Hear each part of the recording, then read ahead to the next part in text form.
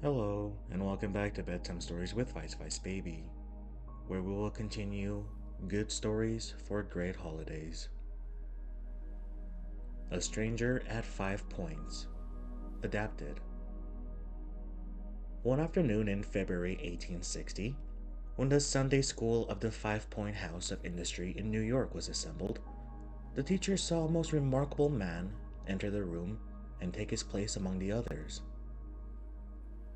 This stranger was tall, his frame was gaunt and sinewy, his head powerful, with determined features overcast by a gentle melancholy. He listened with fixed attention to the exercises.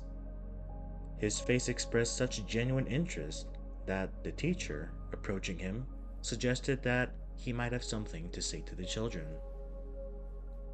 The stranger accepted the invitation with evident pleasure.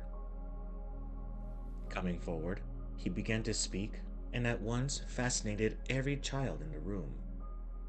His language was beautiful yet simple. His tones were musical, and he spoke with deep feeling. The face of the boys and girls drooped sadly as he uttered warnings, and then brightened with joy as he spoke cheerful words of promise. Once or twice he tried to close his remarks, but the children shouted, "Go on! Oh, do go on!" And he was forced to continue. At last, he finished his talk and was leaving the room quietly when the teacher begged to know his name.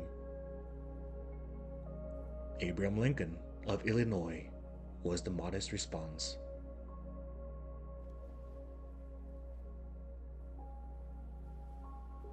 A Solomon Come to Judgment by Charles W. Moores.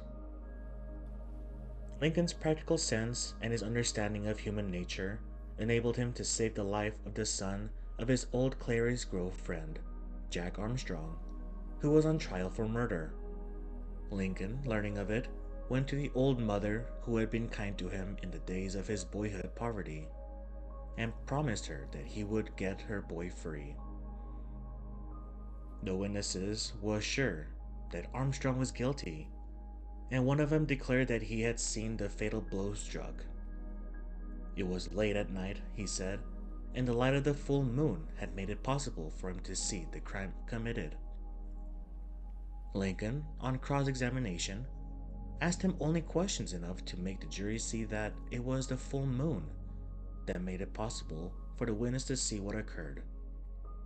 Got him to say 2 or 3 times that he was sure of it, and seemed to give up any further effort to save the boy.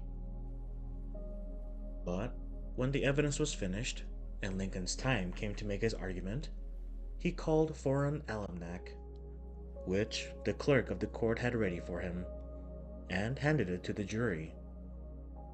They saw at once that on the night of the murder, there was no moon at all. They were satisfied that the witness had told what was not true. Lincoln's case was won. Thank you for tuning into this episode of Bedtime Stories with Vice Baby.